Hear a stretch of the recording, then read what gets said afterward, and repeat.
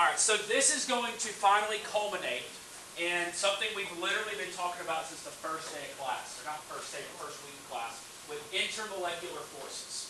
Now, what is an intermolecular force? A force where? Between what?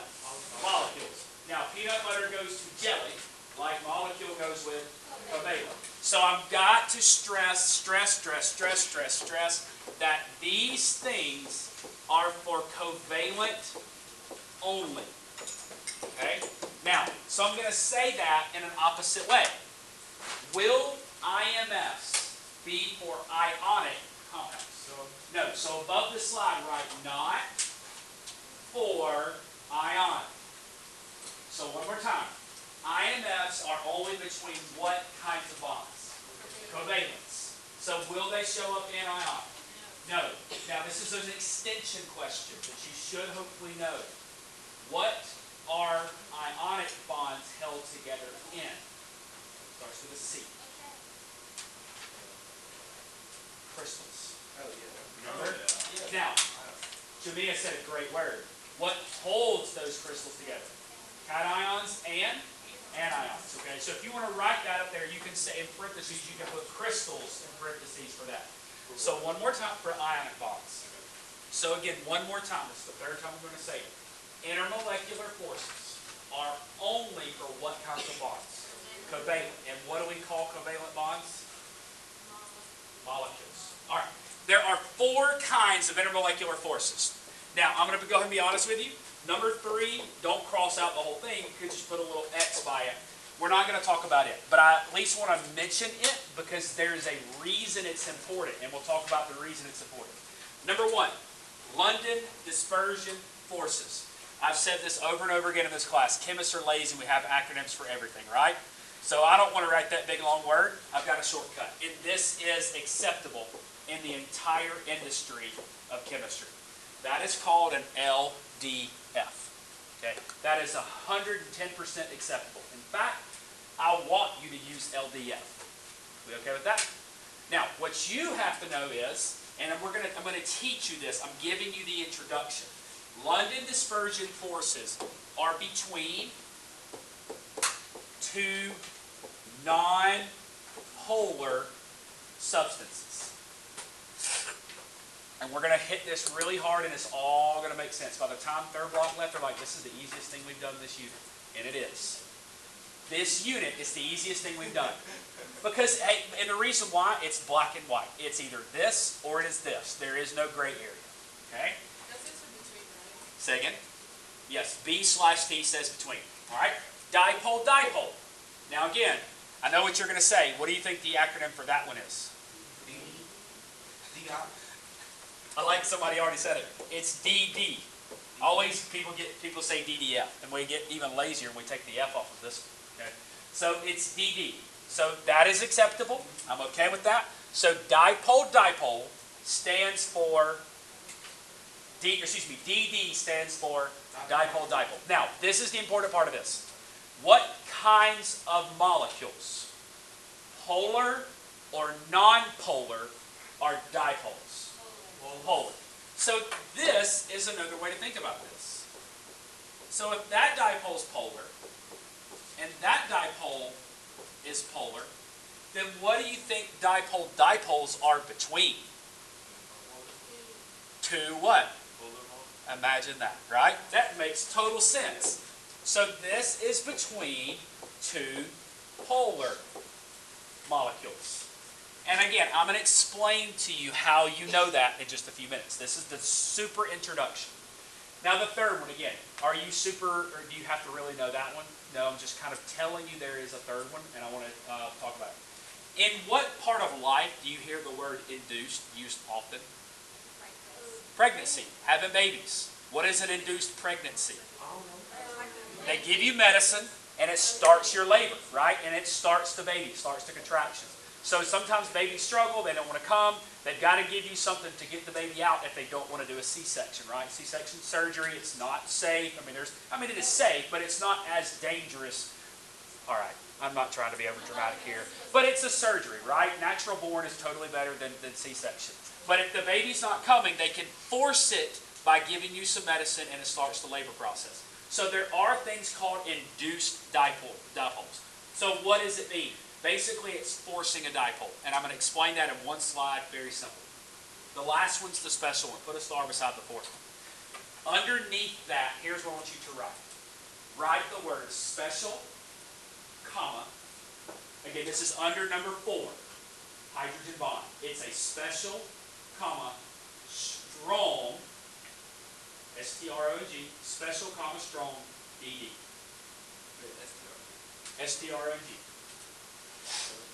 So what is a hydrogen bond? It's a special, strong dipole-dipole. Now, what makes it special? There are some qualifiers. Okay? The qualifiers are going to be important. We're going to talk about those in a few minutes. But at minimum, I'm at least going to throw this at you. What does a hydrogen bond have to have? Wow, imagine that. If it doesn't have a hydrogen, can it be a hydrogen bond? No. The second misconception is this. Is a hydrogen bond a bond? No, it's not a bond. This is the most frustrating part to me in all of chemistry. I know that sounds wild, but this is it. This is the part that gets into my crawl the most. Because hydrogen bonds aren't bonds. Okay? What are they specifically? They're ions. Okay? Now, so it has to have a hydrogen, and also I'll give you this little funny statement. Hydrogen bonds have bond, not fun. What do you think that bond stands for?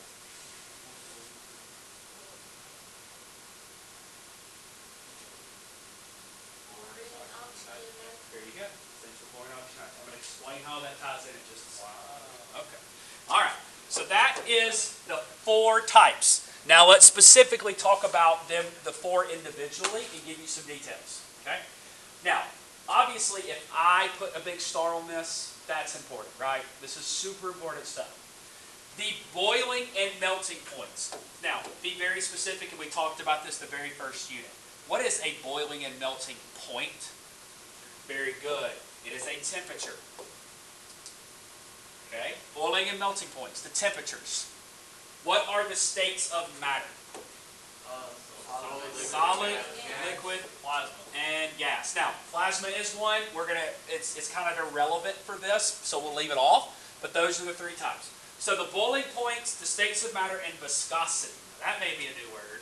What is viscosity? It's how thick a liquid is. Are some liquids more thick than others? Here's the example I always use. Is syrup or water more viscous? Syrup. It's thicker, right? It obviously pours a lot slower, right? Are some syrups more thick than other syrups? Absolutely, right? Okay. So one more time. The boiling points, the states of matter, and viscosity are all good measurements of IMFs. So where this big star is the key for this. Okay, there's 2 questions on your multiple choice that come from this one book, this one slide. The higher the boiling point, the stronger the IMFs. The reason why is it holds tighter. One more time. That's a T, not an L. It holds. Oh, that's bad. Let's try that again. Try that one more time. How thick a liquid. Yep. What did I do there? It is. My bad. How thick a liquid is. My bad.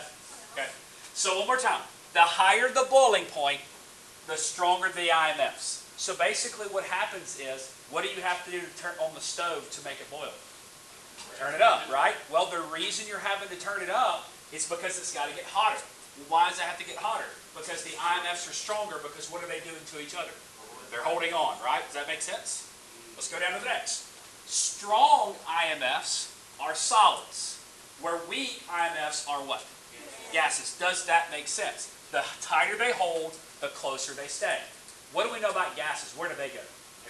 Everywhere. So are they tied in really tight? No, they're going everywhere. The last one, the stronger the IMF, the more viscous or highly viscous the liquid is. So it's basically thick and hard to pour. Have you ever used cane syrup? Like cane syrup is a lot more it's thicker than like Aunt Jemima's or Miss Butterworth and stuff like that, the typical cheaper syrup, because it's more viscous. Now, the reason it's more viscous is not necessarily because of the intermolecular forces per se. There's more sugar in it, and there's kind of some chemical components to it as well. Okay? All right, this next one, put a big star beside that one and highlight what's in blue there. This is a question that's going to get you. I'm telling you now, that is a test question. Okay? The one that's in blue is a test question. IMFs vary in strength, right? Some are stronger than others. But in general, how are they compared to bonds? Weaker. So let me ask it like this. Is a hydrogen bond stronger or weaker than an ionic bond? Weaker. Why? Perfect. Hydrogen bonds are not bonds. What are they? They're IMFs. Again, do you see how tricky of a question that is? If you're not thinking to connect those dots, it can be very easy to miss. Okay? The last one, boiling points and melting points for ionic compounds and metals tend to be much higher than those for molecules, which are covalent substances. Forces between molecules are weaker than those between metals and ions. Okay, so that's kind of that summation sentence there at the very end.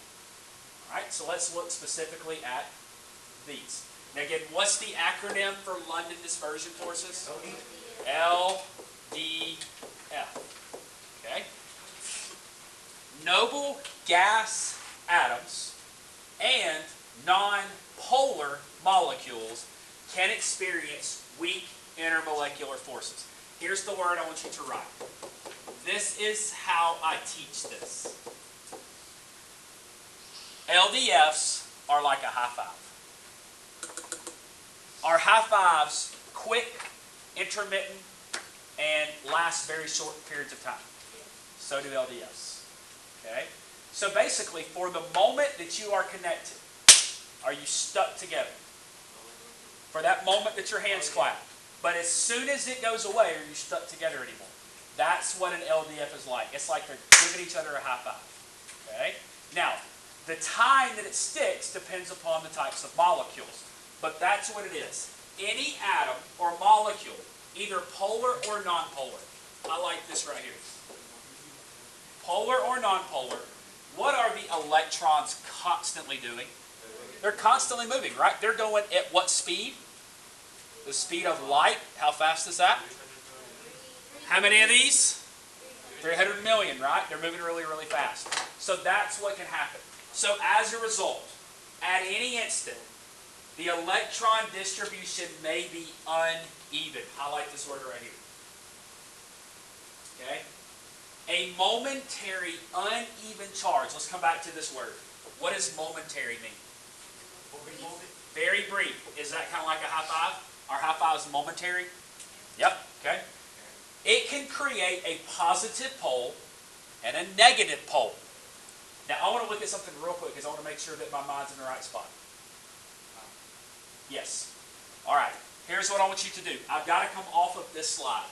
But underneath this word right here, draw an arrow wherever you've got room, preferably below the slide. I've got to write it in that blank spot. So take this word uneven, draw an arrow below the slide. Here's the word I want you to write.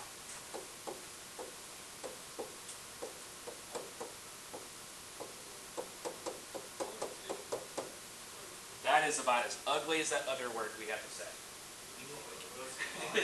Unfortunately, the chemistry world has not come up with a short version of this one.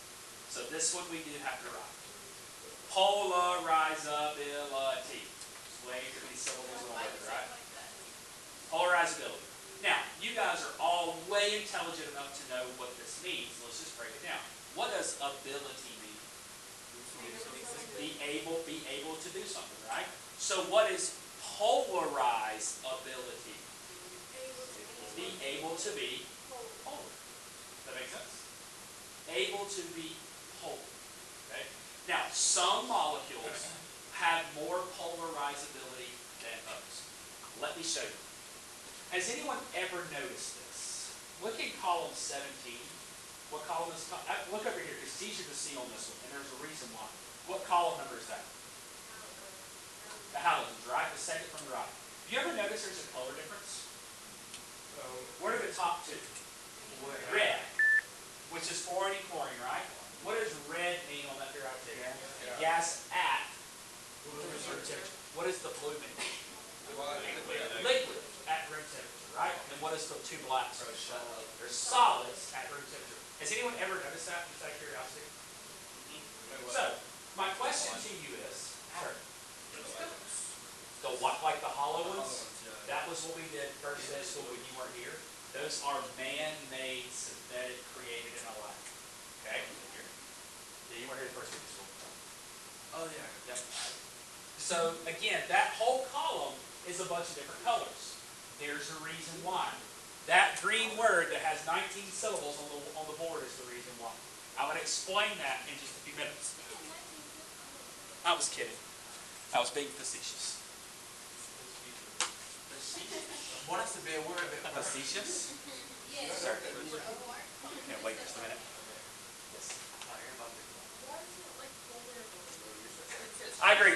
So this is the part of the English language that I can't answer. Why is there a Z in there? I have no idea. Polarize means to become polar. Polarizability is the ability to become polar. Yeah, that's it. It's ask the English teachers that question. I just use them, not define them. I concur with you. Now, this is a picture of a very fond friend that I don't know, Fritz London. Okay? This is the gentleman that discovered London dispersion forces. There's a misnomer, which means there's a misconception. Yes. That this is named after the city. It's not named after the city. It's actually named after a gentleman. Okay? So Fritz London discovered these temporary, and again, what does temporary mean? Brief moment. High five, right? That's temporary. A temporary dipole. Now here's the word I want you to write. What does dipole mean? Very good. It's polar. So it's a temporary moment when it becomes polar. So a temporary dipole can force another temporary dipole on and, what does adjacent mean? Nearby or close to or around, right? It can force a temporary dipole on another atom or molecule. The two are held together for a what? For an instant. What's one word that means an instant? Temporary, right? High five it. By the weak attraction. Again, this has become a temporary. So think of this as a quick handshake, or what do I keep saying? A high five.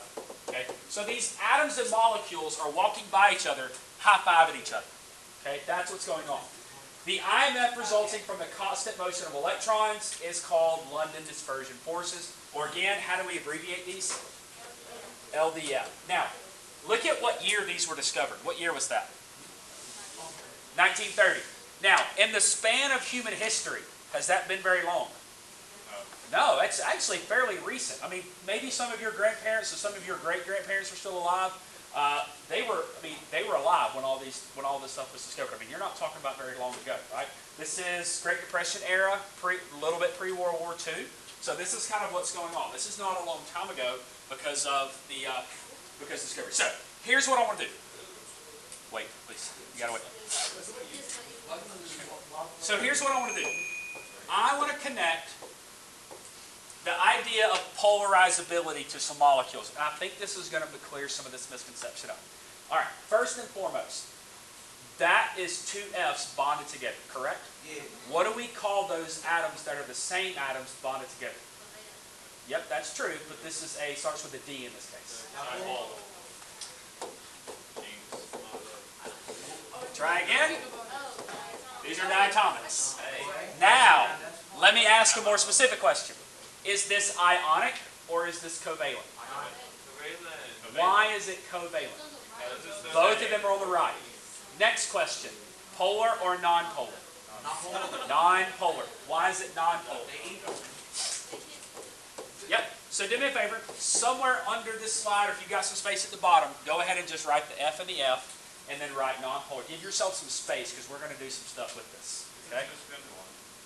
Sir? Okay.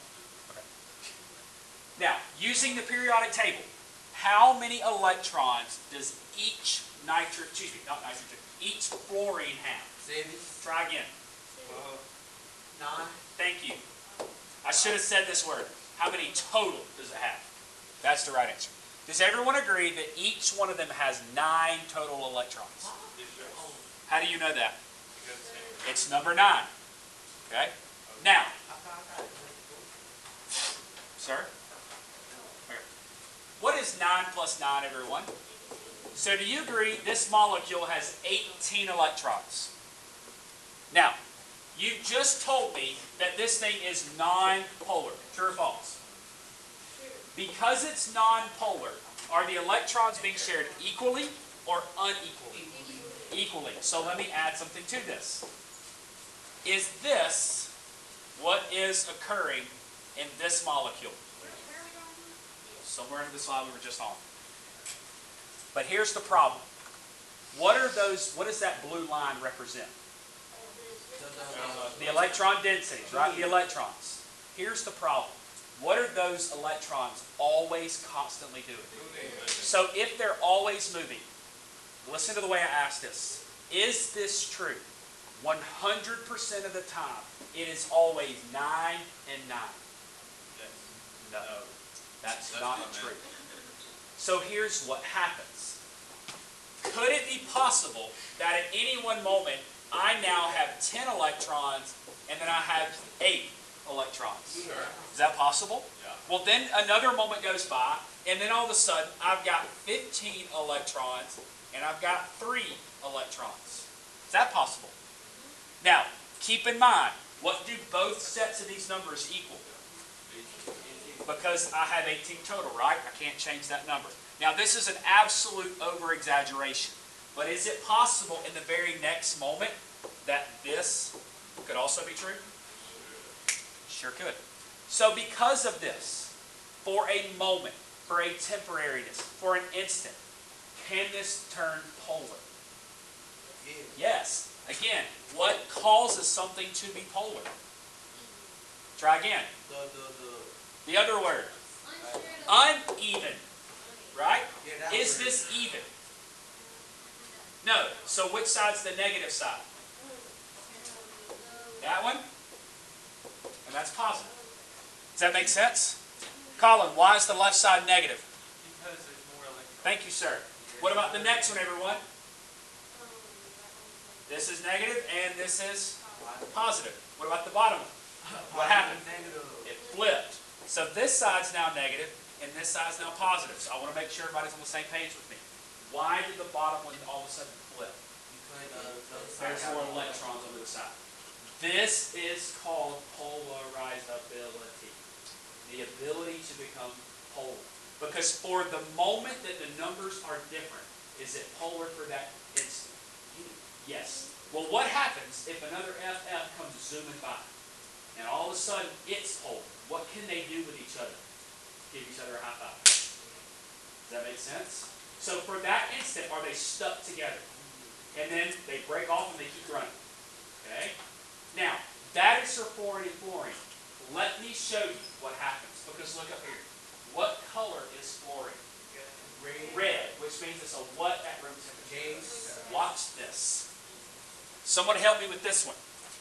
How many electrons total does each iodine have? 53 and 53.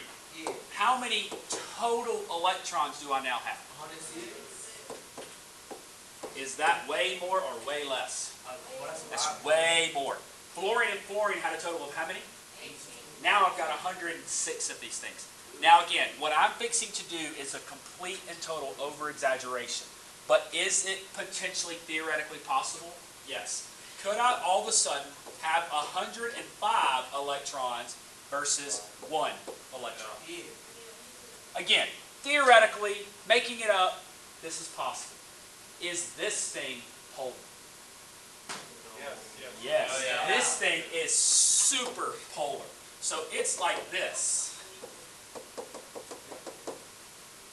Now, if that's the case, if another II is running by this thing, and it's just as equally polar, instead of them giving a high five, what can they do?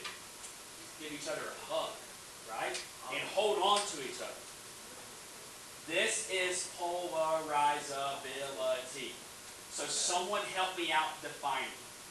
What key characteristic tells me which atoms can become more polar? But what makes them able to be uneven? The total number of electrons. Because the FF had how many? 18. This one had 106. So if the more electrons you have, can it become more unbalanced? Yes. That's what I want you to write down. So here it is. So the more electrons equals more polarizable. Then there's a one final connection. Sir. So the bigger the difference means, like the bigger difference in electrons means it's more. The more total number you have, the larger of a difference you can create. Does that make sense? Now, connect the colors to what we just did. What color is iodine? Black. Are solids or gases stronger? Solids. Go back to the previous slide that had that big huge star on it and read the third bullet by that big huge star. Actually, read the second one. Sorry, not the third one. The second one. So, now look again. You just told me iodine is more polarizable. Why? What's the first two words? More electrons. So the more polarizable, the stronger the IMF. That's the third word you need to write, the third step.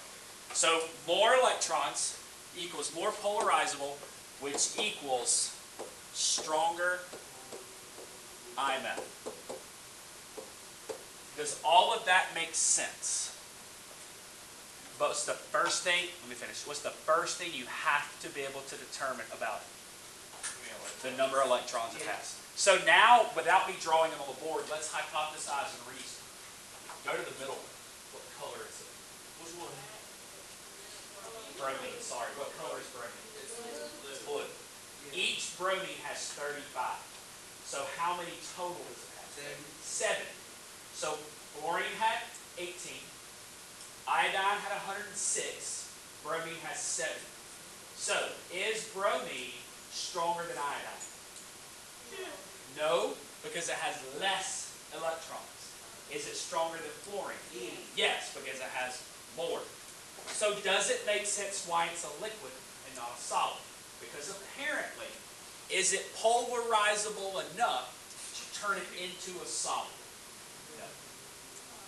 So does all that kind of make sense? So at the end of the day, what's the most important factor about polarizability?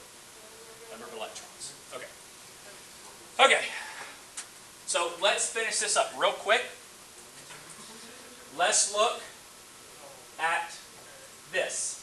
The strongest IMFs exist between polar molecules because of their uneven charge. Now, let me ask this. Do dipoles have temporary or permanent uneven charges? Try again. These are permanent charges. Because they're always going to be uneven. Why are they uneven?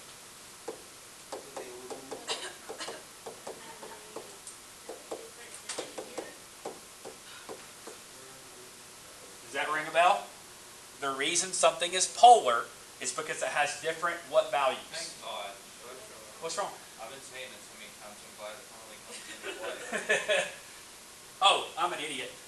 Because there's the same exact thing I just wrote. Okay. Remember, this unevenness is caused by differences in electronegativities in the atoms. Wow, my brain's on the same wavelength as the slide. That's good sometimes. The negative region of one polar molecule attracts the positive region. Someone tell me why the negative attracts the positive. Opposites attract. These forces of attraction between polar molecules is called what kind of forces? Dipole-dipole. How do we abbreviate that? DD. All right? Now, the last thing I want to talk about is this last bullet. ICL. So somebody help me out. This guy right here. Polar or non-polar? Is there a difference in electronegativities? Yes. Yes, then it is polar. Right, polar underneath ICL. BR, polar or non-polar? Why? Because they're the same. You just told me that polar is stronger. True or false? True. Since polar is stronger, should it have a higher boiling point? Does it? Does everyone see that? Okay, that is another test question. That's going to be asked to you in some form of if you've got two liquids with different boiling points, why? It comes down to their polarizability. All right, I'm going to skip this, save some time. All right, now again, this is a slide that's not really important, so at the very top left, don't do the whole slide, just put a little X. So again, you don't have to know anything, but here's the reason I want to ask this question and talk about this. Again, what is the word induced typically used with?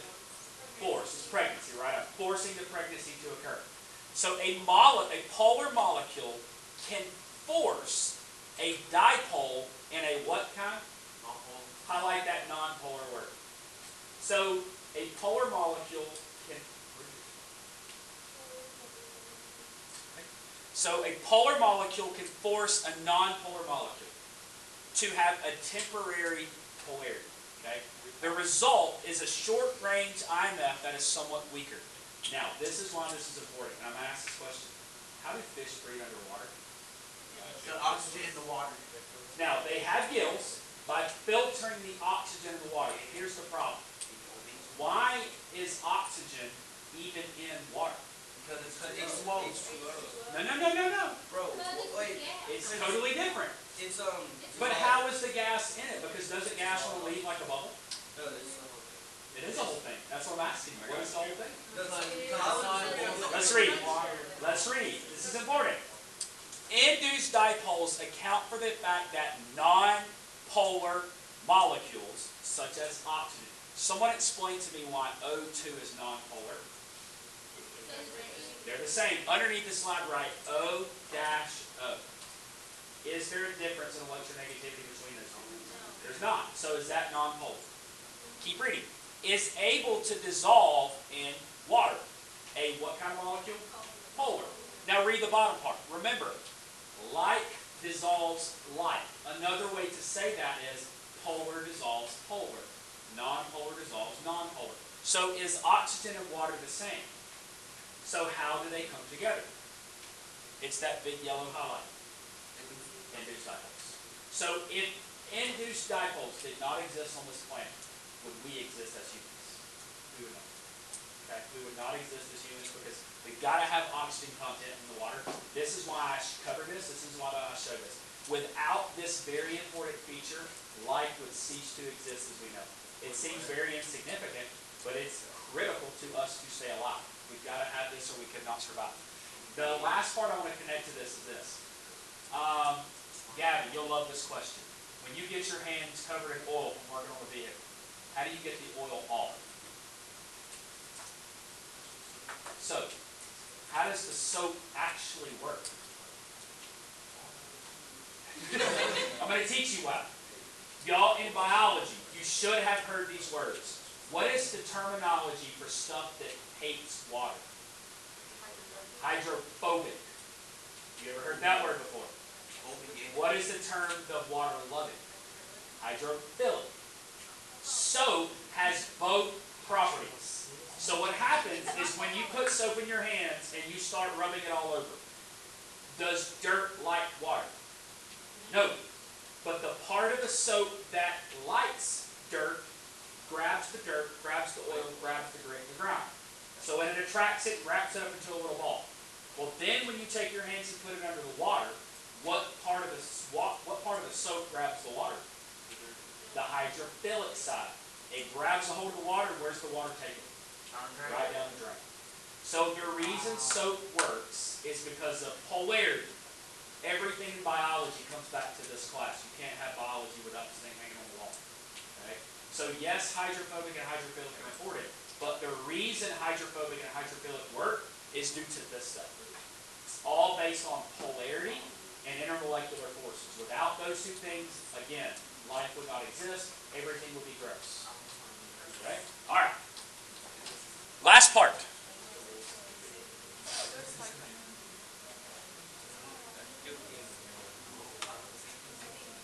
Okay. Last part. So again, on the very first slide we started talking about today, I got you to write hydrogen bonding, and you wrote 3 words. Hydrogen bonding is a special, strong what? Hold up. DD. DVD, dipole. This is what makes it special, okay?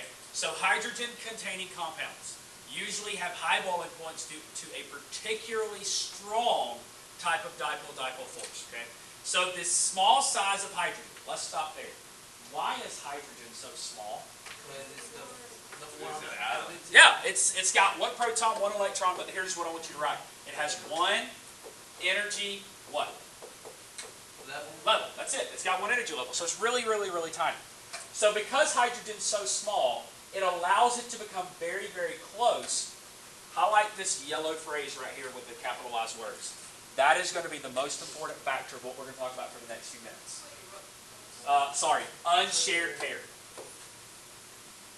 So hydrogen has the ability to get very close to an unshared pair of electrons in an adjacent molecule. Again, what does adjacent mean?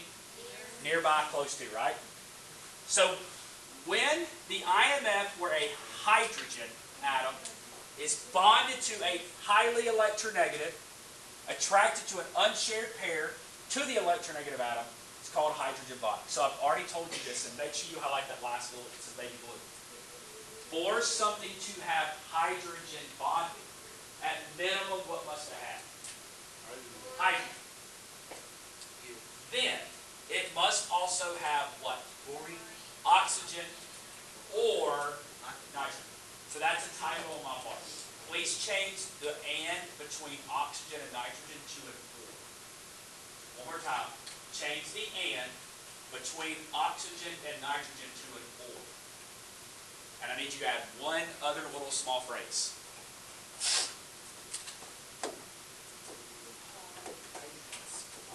And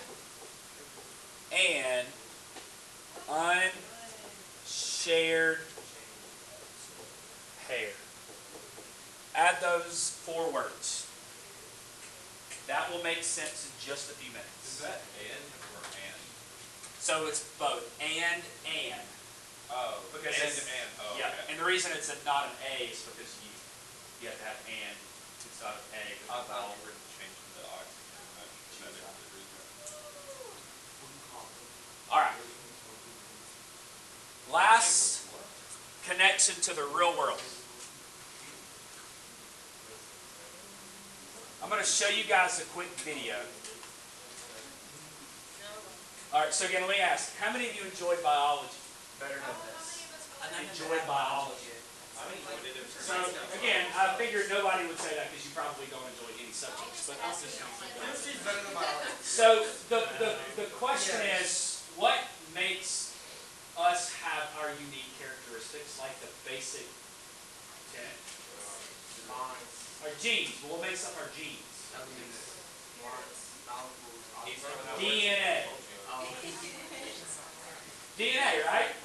What does DNA stand for? Deoxyribonucleic acid. Yeah. All right. What are the 4 base pairs in DNA? It's an R. G. It's clear. An N. Adenine, guanine. It's called recall and retention. It's called education. So it's guanine, cytosine, adenine, and thymine, right? A, T, G, C. Then you have biology.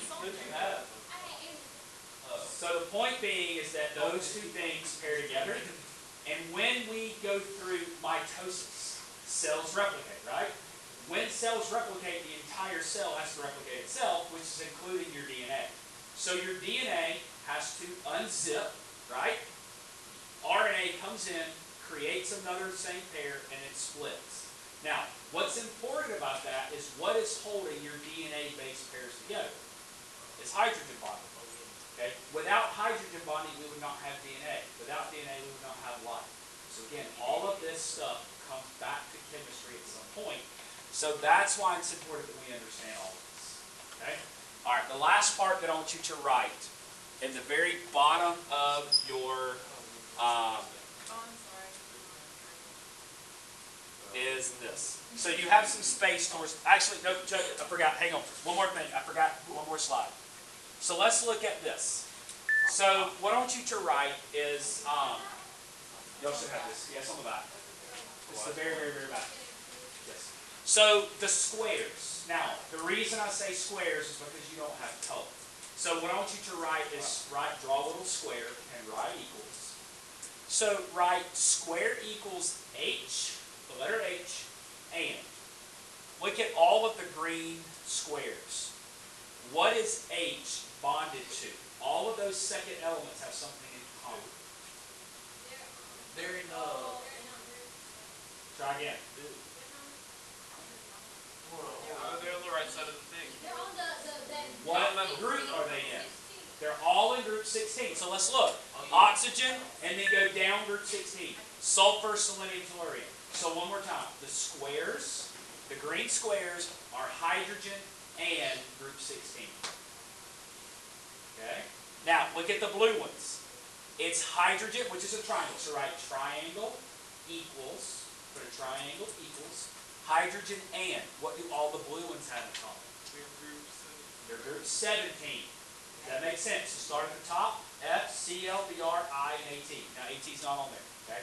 Now the last one, look at the red diamond. So draw a diamond, and write equals, and then write H. So it's diamond equals H. And then what do all the red ones have in common? 15. Everybody look at group 15. So bind in and go all the way down. The square is hydrogen in group 16. Now, so what is the y-axis in this case? What is the y-axis? The boiling point. So as you go up the y-axis, the boiling point gets higher or lower? It gets higher. So everyone look at the green squares for just a second. Ignore the far left. I want to focus to the blue circle to the right. Blue circle to the right. Which green square compound has the highest boiling point? This one right here. Let me change color. Here and here. So do you agree that this one right here has the highest boiling point? Now, do me a favor. Compare TE to S in the column. Is it the top one or the bottom? The top one. TE bottom is the one. bottom one. Is TE bigger than S or smaller than S?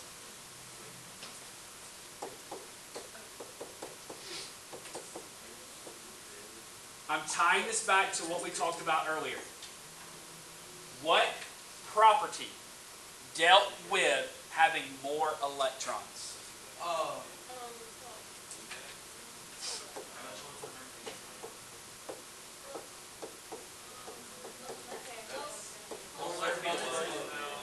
More polarizable. You wrote this down. The more electrons equals more polarizable, which equals what? Stronger IMFs. Stronger IMFs. Is that holding tighter or holding looser? Tighter. Does that correlate with a higher boiling point? Yes. So here's what I want you to draw on this. As we go down, these things become less polarizable.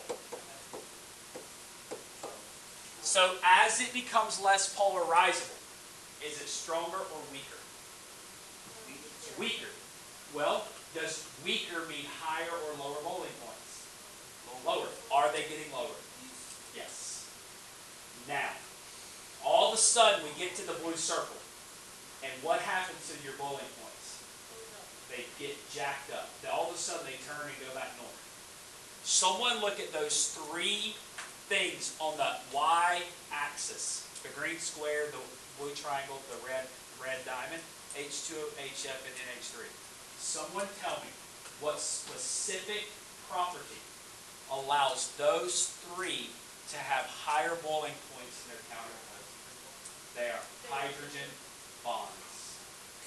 Do they all have hydrogen? Do they have F, O, or N? Those three have hydrogen bonding. Remember what I told you at the very beginning. Hydrogen bonding is a special what?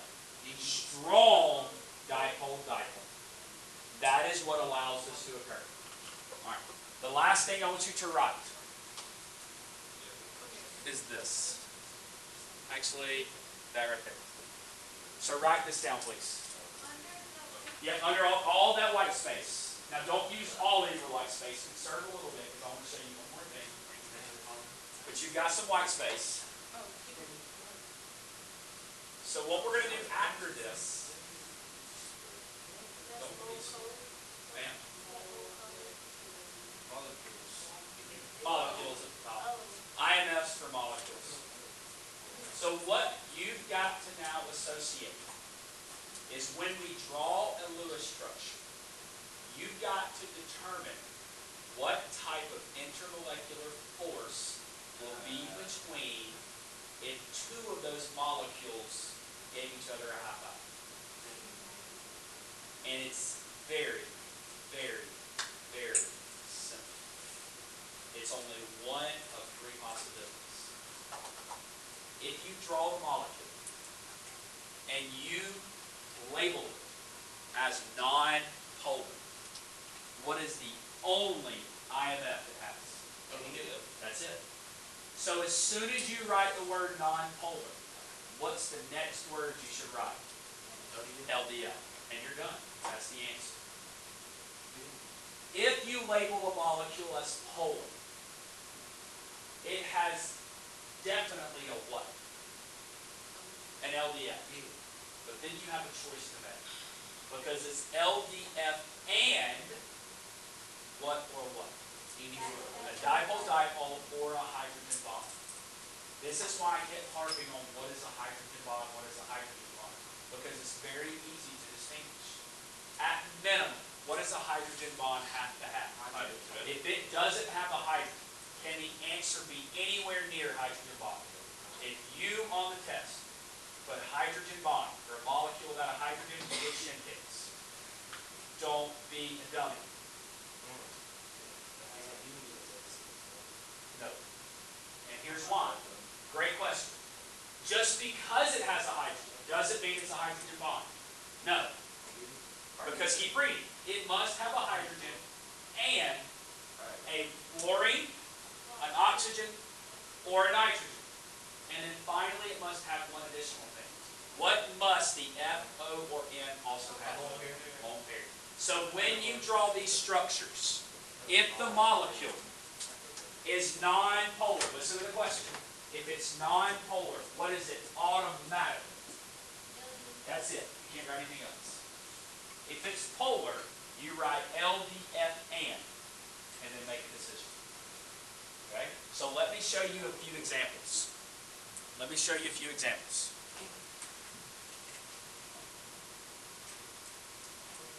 So I would highly recommend writing these down.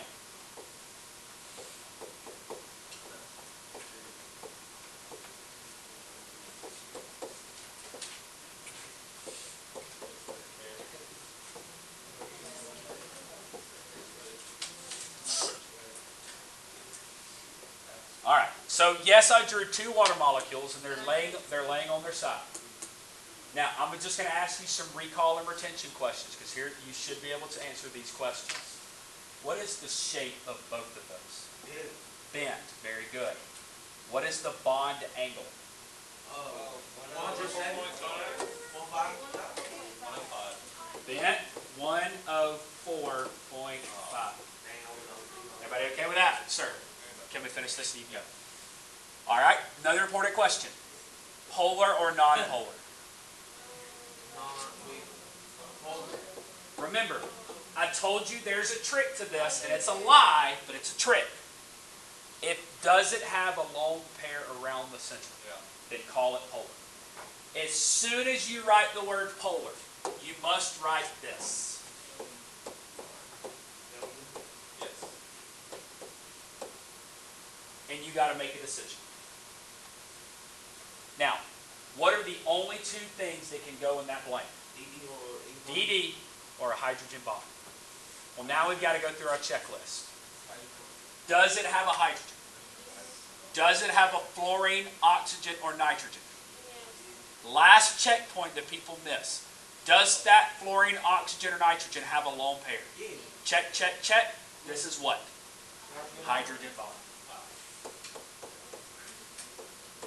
Now, you don't have to do this on the test. I'm showing you this for depth.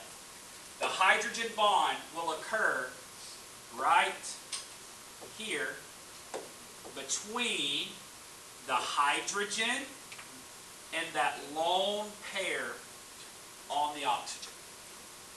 Okay? So if another water molecule showed up, could I theoretically have another hydrogen bond right here? Could I have another one right here? Could I have another one right here? So do you see how all of a sudden these become linked and tagged together? All right, let me show you another example.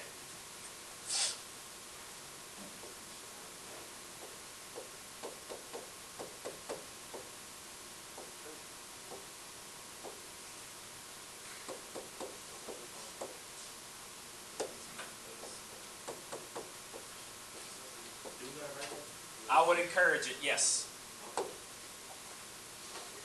So I've got two of these.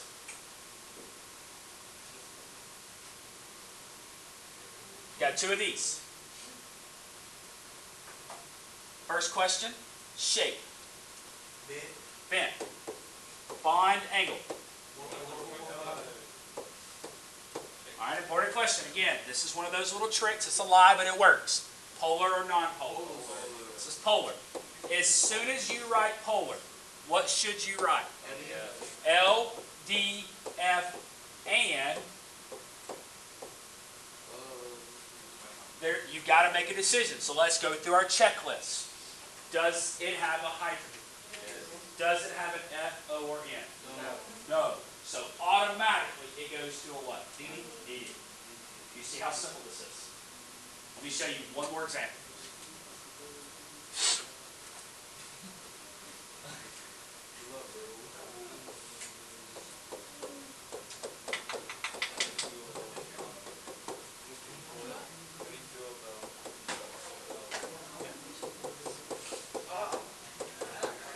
Now, you don't have to draw this one if you don't want to, but if you want to do it, that's fine. It's not a bad idea. Important 4 questions. Shape.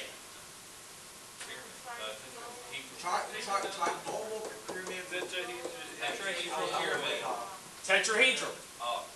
Bond angle. Very good. Very important question. Polar or non-polar? Non-polar. So as soon as you write non-polar, there's only one answer. What is it? Do you see how this works? Okay, so let's try it one more time. But what I want to do is I want to go back to this sheet. We did this the other day. I want you to get this back out and let's go back and let's add the IMFs. Yes. It's easy. It takes 10 minutes. I'm going to give you some answers to it.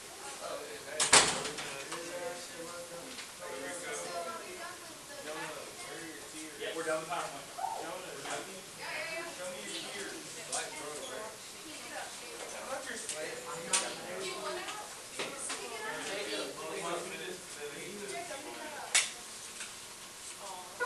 All right, so find the side with HI on it. All right, Wesley, starting with you. Find the side with HI. Everybody go to the very far right column.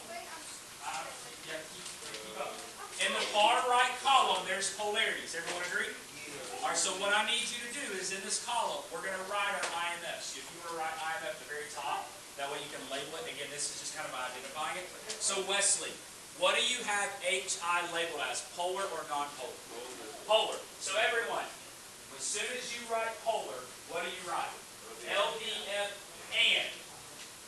One more time. In the polar category, you're going to write LDF and. Now we've got a decision to make.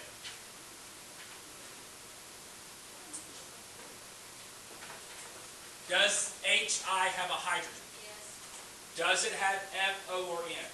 So it's automatically which one? DD. So it's LDF and DD.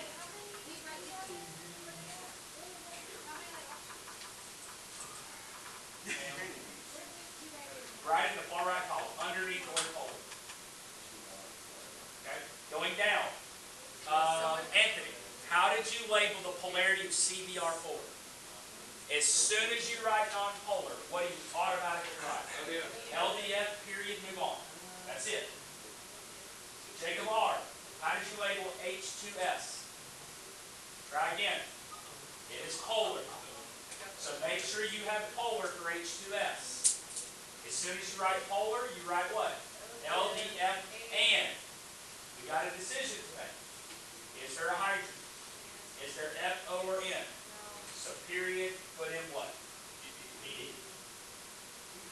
Okay? Is this making sense? Jonah, how do you have HCN labeled? Polar. Okay? So it's LDF and. You got a decision to make. Does it have a hydrogen? Does it have an F, O, or N? Does the nitrogen, look back at your shape, does the nitrogen have a lone pair on it? Check, check, check. What kind is this? Hydrogen bond. Everyone see that? If it doesn't hit all three checks, is it a hydrogen bond? No. Okay? Gavin, actually the last one.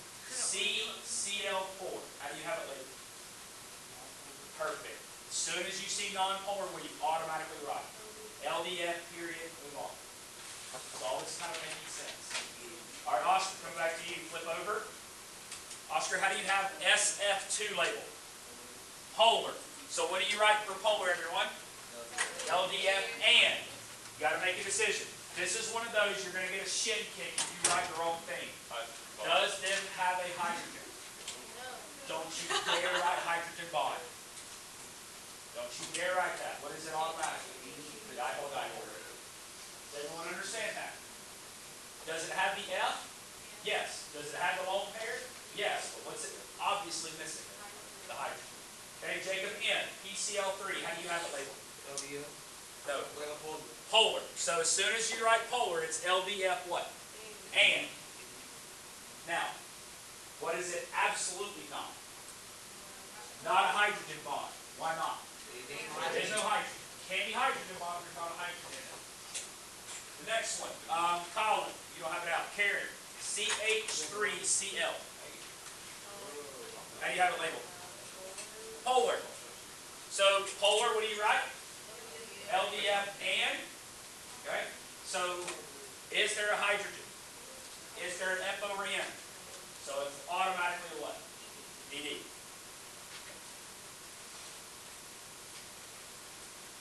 Carolyn, CH2S. How do you have it labeled? Polar. So as soon as you see polar, what do you write? LDF and. Is there a hydrogen? Is there an F over N? Nope. So it's automatically what? DD. Last one. Ionic SCl2. Polar non-polar. Oh, we need to do that. Let's actually, just for practice, let's do this one together. Just give everybody some practice. SCl2.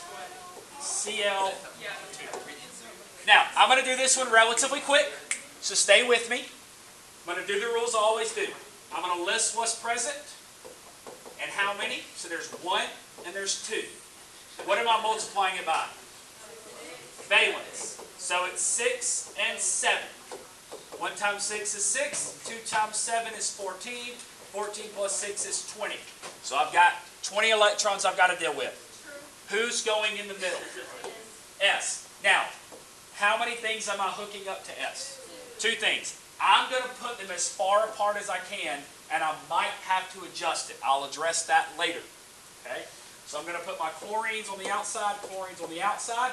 How many electrons of my 20 have I used? 4. So 20 minus 4 is what? 16. Now, I've got 16 left. Who gets the first round? Chlorine. So 2, 4, 6, 8, 10, 12. What is 16 minus 12? 4. I've got 4 left over. Does chlorine have its 8? So who do I give the remaining 4 to? Sulfur. Now, I'm going to draw it like this. But some of you should be yelling at me, I did it wrong. I did it wrong. Hey, you did it wrong. Now, so let's continue and let's see what we can do to fix it. So the next column, how many atoms are bonded to the central atom? 2, so that's the first column. How many unshared pair on the central atom?